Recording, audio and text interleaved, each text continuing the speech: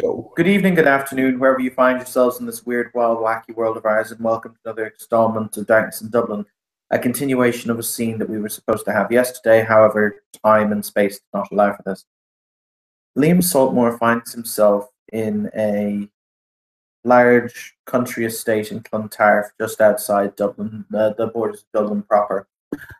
Having been led from a church turned youth centre by one Miss Elizabeth St. Martin, he is now seated rather comfortably in the estate's parlour, a large, comfortable room that includes many different that includes a full suite of furniture.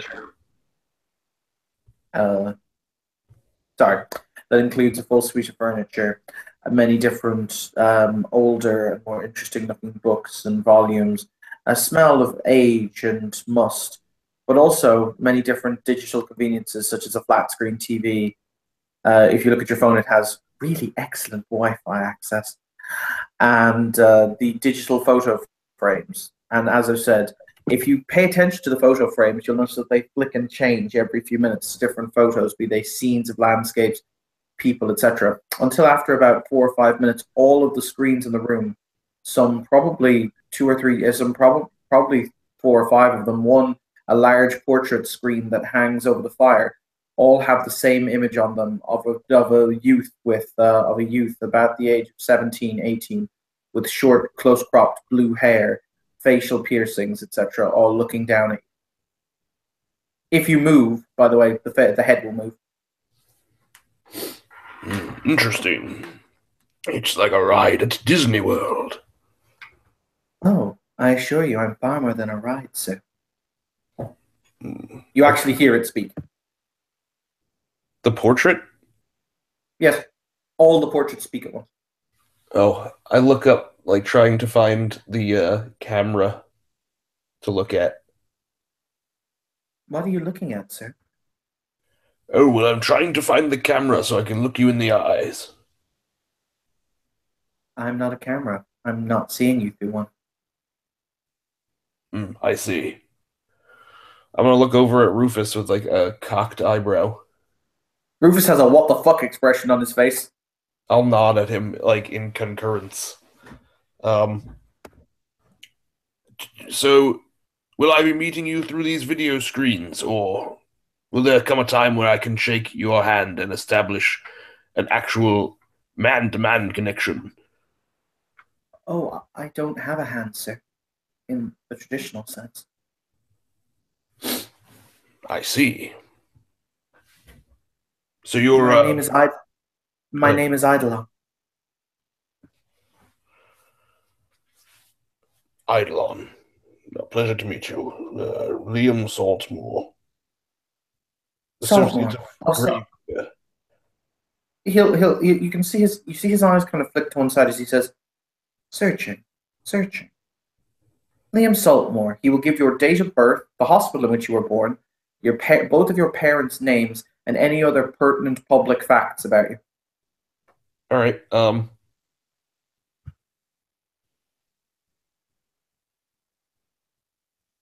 He was married one time and his wife died. He will say, husband of wife deceased, date of death. Um,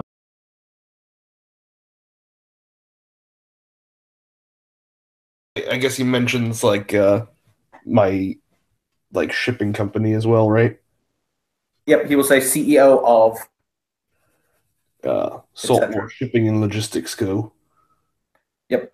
And he will then stop and he will say, the same Saltmore? Yes. For the record, that was rather impressive. Yeah, I'll kind of have a more pensive expression now that he mentioned like all that info on me. Okay. At this moment, the door will open again, and the lady will pad into the room. And she says, "I do apologize if my masters, Eidolon, leave us." Yes, Miss Saint Martin. At which point, the screen will flash with a cross from like a very gothicized Christian cross before it disappears. All right. and all the screens will go back to flicking pictures, and she will place the water down in front of you. Thank you. Interesting bit of technology that. Thank you, sir. Eidolon is unique. What is he designated as, I suppose? A true artificial intelligence? She contemplates that for a moment. She says, "It would be probably better if you asked the master that question, sir. All right, He I has he shall. has been he has been made aware of your arrival and is currently dressing to receive you." Uh, no need to dress to the nines on my account. Allow me to rephrase. He had been sleeping. Oh, well, it's quite early. He was engaged in practical activities yesterday, sir, that required his full attention. It was rather draining. Ah, I see. However, Well, if you care to take your drinks and follow me, she'll say. She look. You see a kind of a blue light blink on her wrist as she says this. mhm. I mean, yeah, Would you care to follow me, sir? I'll stand up and follow her with my water. Rufus kind of stands up as well. He says, "You look down at you." He says, "Is everything all right, Mr. Saltmore? Are we all right, Mr. Saltmore?" I'll just shrug at him. I don't think that we're in a terrible amount of danger.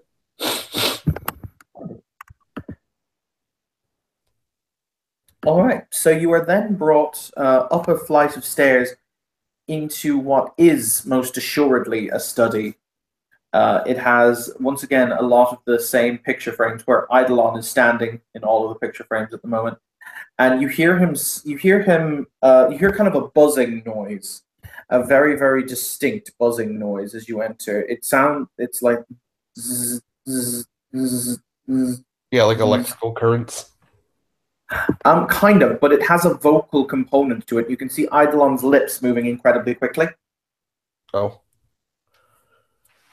Um, you basically one of the walls of the study is dominated by a massive amount of computer technology, as in a huge screen. Many different kind of. It looks like a computer from the 24th century kind of mentality. You know, an incredibly advanced piece of machinery. Very, very precise with many kind of beeps and whistles, and it just looks impressive. And seated behind a desk at one end of the room, I just have to put up his picture, is this individual. all right. I have a question. Can I use both correspondence one and time one to try to like perceive slower what Eidolon is saying because he's saying it so fast? Yes, you can. All right. So I think the reason that I crashed before is I can't be on this and Discord at the same time. Can you roll me dice? I can't unfortunately roll you dice. What you can do is you can roll in the rolls room if you'd like. There's a rolls room. All right. Do you have the link to It's that? also it's Sorry. also on the Facebook page. Okay. All right. Give me 1 second.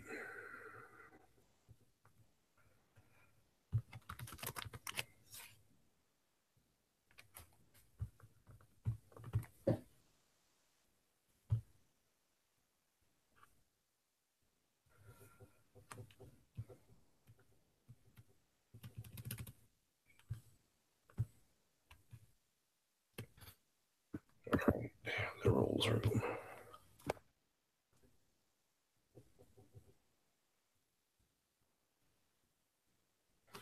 Oh, I will point out that you will take a point of paradox. Okay. Cool. Sorry, you're in another mage's sanctum and you're using magic, which is automatically counted as vulgar.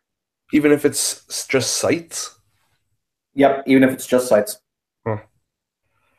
Um, It's one of the weird things because sanctums defend themselves basically. So any magic that is done within them that is not done by the owner of the sanctum or somebody they invite is counted as vulgar. what's the diff?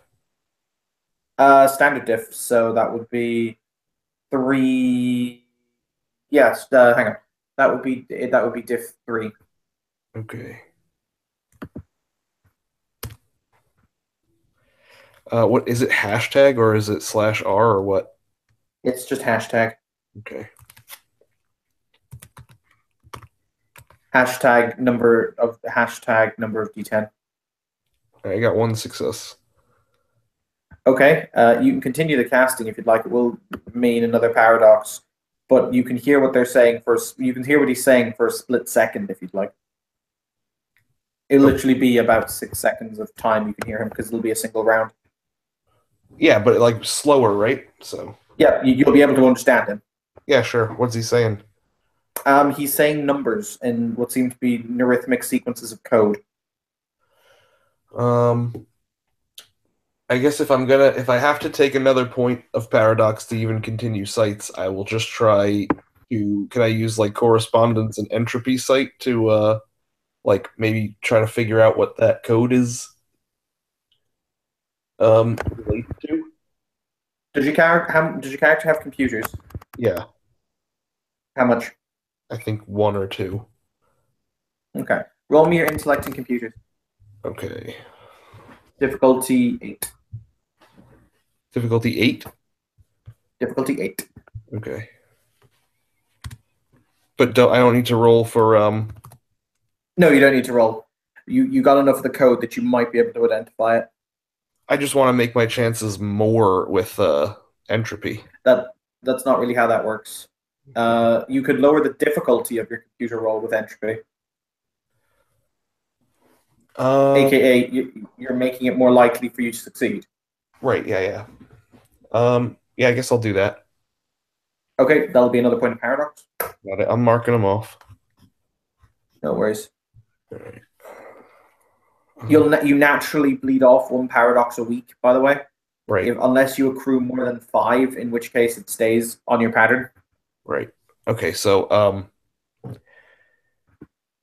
it's going to be my computers and intelligence, and what's the diff now that I lowered it with entropy? How many successes did you get on the entropy? Because it's an entropy two effect. And what focus did you use?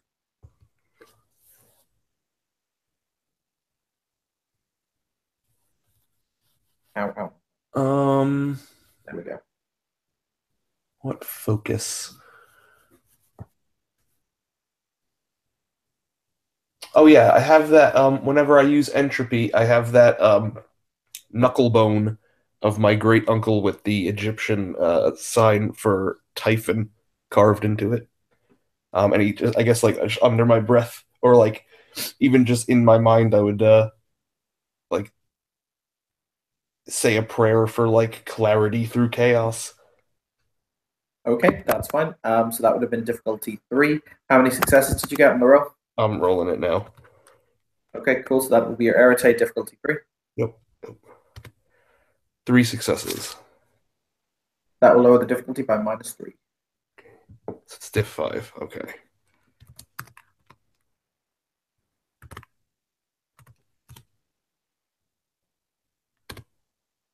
Two successes. Actually, one success because I have a one. Okay. It sounds like computer code, but it's really advanced computer code, as in, as in programming sequence code. Okay. Cool. The So figure seated behind the desk. Oh, sorry, continue. yeah, so I'll look over at the guy behind the desk and I'll just give him like a nod and say, "Oh, good evening. Uh, thank you for seeing me at such a late hour." Hmm. You see, he reaches up and he. Yeah, you see those two. You see those two things he has connected to the back of his neck. Mm-hmm. He physically removes those. All right. You I'll see look them. over at It's Shock. like it's like the port where you put a. It's like the port where you put a where you put headphones into a computer. Yeah, it's the Matrix thing. Yeah, as he'll look up at you and he'll say, "That's quite all right, Mr. Saltmore. Would you care to sit down?" Yes, thank you. Um, I'm I led am to here on behalf. understand that my. Oh, sorry, continue.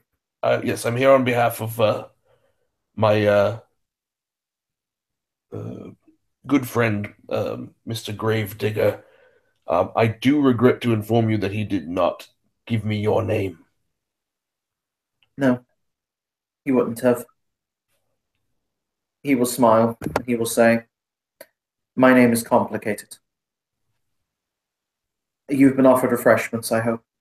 Oh, yes, thank you. I'll just kind of like shake my water a little bit. Ah, is that all you wished? Yes, I'm driving, and Rufus's life is of the utmost importance to me. He'll kind of glance up, raise an eyebrow, and say, "But Rufus isn't alive." His safety, so to speak. And then I'll look over at Rufus like, we're gonna talk in the car, buddy. Rufus casually shrugs. He's like, eh. I did have my suspicions that he was not a true albino. You're not even an albino! Jake, can we change the name of the scene to that? For the love of God, you're not even an albino. Yes. Oh, Oh man. um, he will you see the guy behind the desk, he's probably in his late 20s.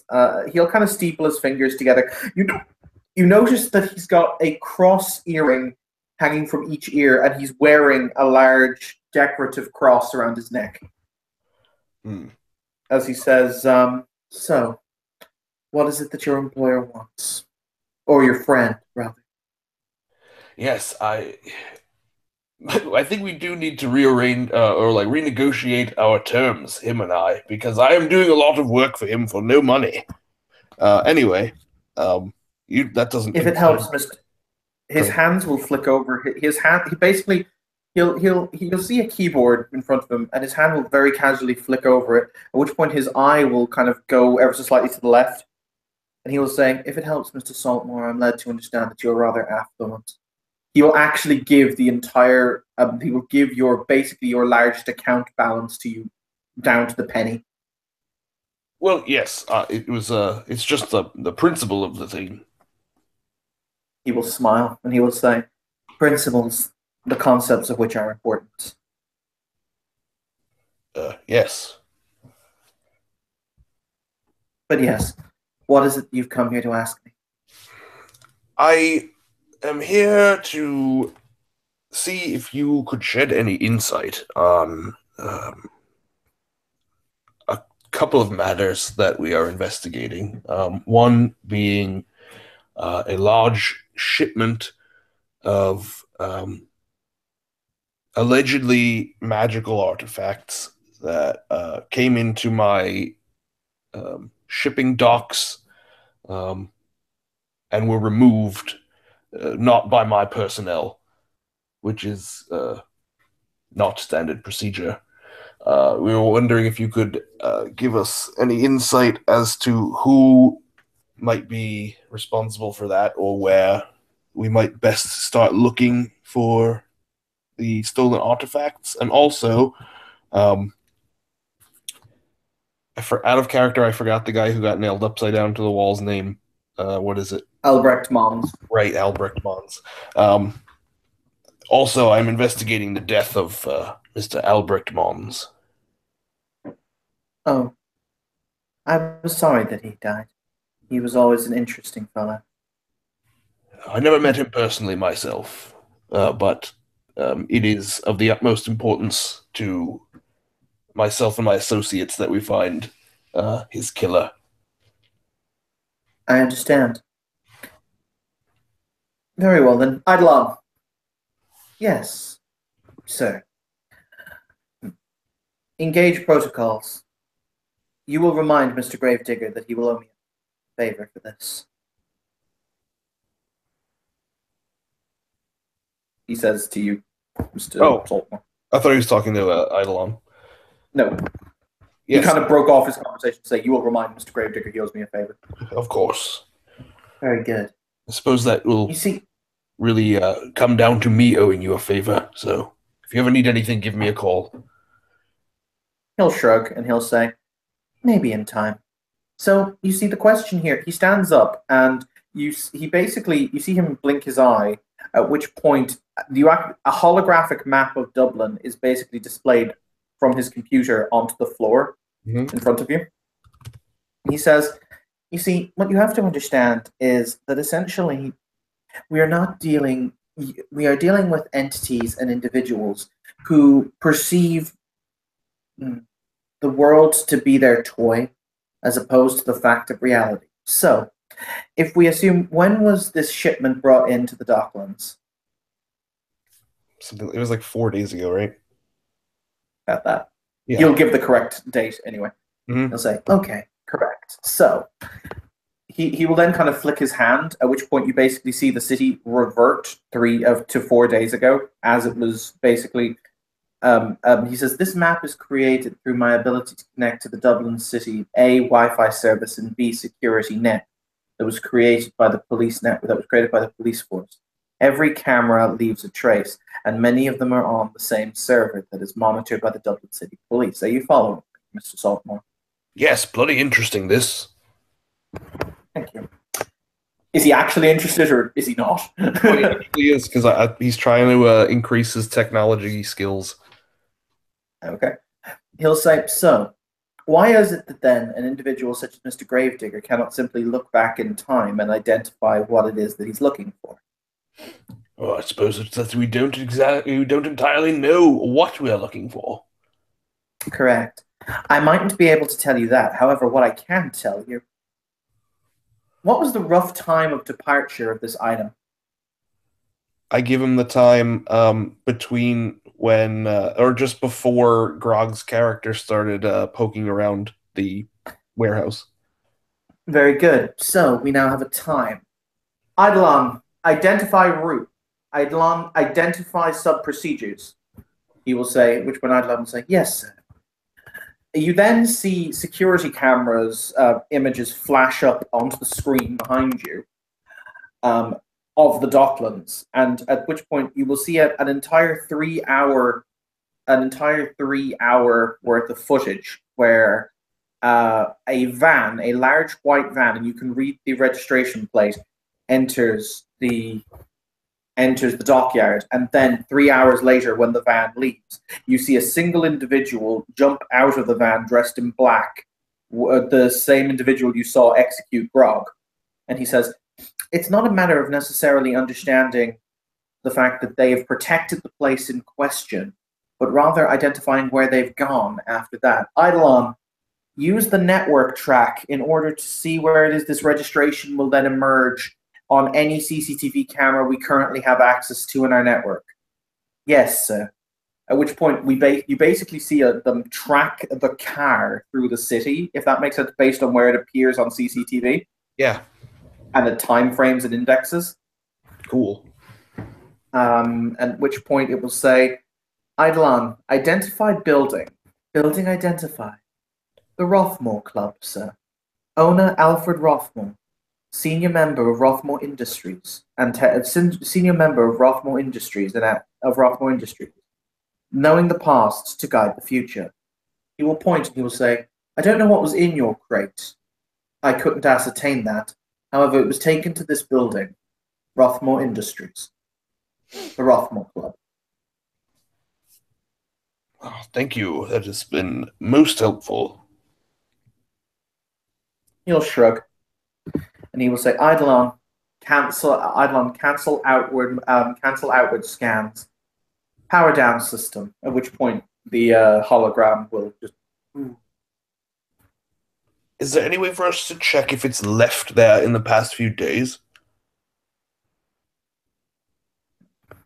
I have the theory that even if the van has left, the van more than likely has.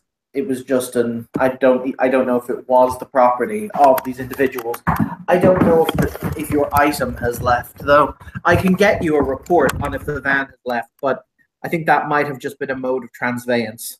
Yes, I don't think the van is terribly important. I meant more the item. But if there's no way to ascertain that, I shall have to go and check myself.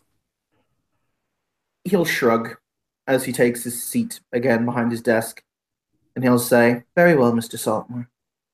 I hope that I have been of some help." Yes, definitely. And I apologize again from rousing you from your sleep.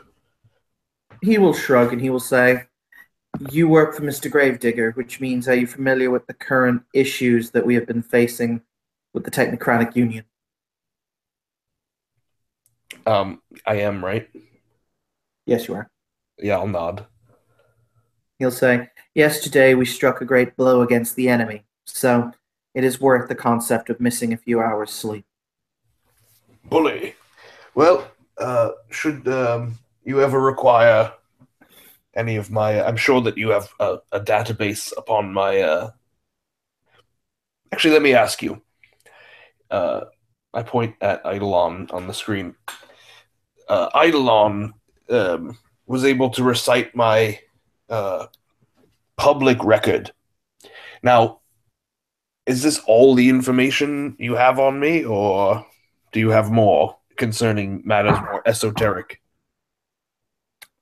He will say, "You will forgive me, Mr. Saltmore, but up until this point I've never required to gather more information, so I don't currently possess it." That is I'll, not to say I could that is not to say I could not possess it if I wished it, but I don't currently wish it. very well. Nonetheless, I'll hand him a business card. I am uh, quite good at both investigative matters and item retrieval, um, getting items from one spot to the next. Except when we lose them entirely before they fall into my possession, I'll roll my eyes. Um, but should you ever need anyone with my particular skill set to help against the Technocratic Union, I am only a cell phone call away. Very well then. He'll contemplate for a moment and he'll say, "We shall be pleasant." He said that you wish to meet a man face to face and shake his hand, Adlon tells me. And he'll extend his hand to you. He'll get like a pretty big grin on his face despite himself, and he'll shake his hand. Um, People know me, well, I won't say people know my name because they don't, but people call me Iscariot. Very well then, Mr. Iscariot. It's a pleasure to make your acquaintance. I am sure I'll be seeing more of you soon. He'll nod. By the way, if you remember, did you read the rumors section? No. Does your character read the newspapers or read internet media? Definitely, he reads the newspaper. Okay, I'll read you the rumor then in question, in case it flavors your opinion of him. Mm-hmm.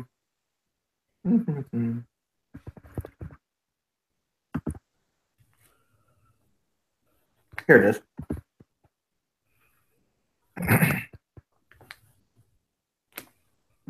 General rumor. The Dublin City Tribunal carries this on its front page. The famed hacker and cyber terrorist known as Iscariot has struck again. Following threats issued on YouTube last week containing references to what the shadowy figure spoke to as his requiem, the hacker posted private emails detailing the sexual improprieties of a number of Catholic priests throughout the United Kingdom and Ireland. These were accompanied by replies that show complicity of the Vatican of their Vatican superiors in an attempt to cover up said allegations. This leaves the Catholic faithful shaken to their very core at the concept that the men of the cloth could have fallen so far from grace.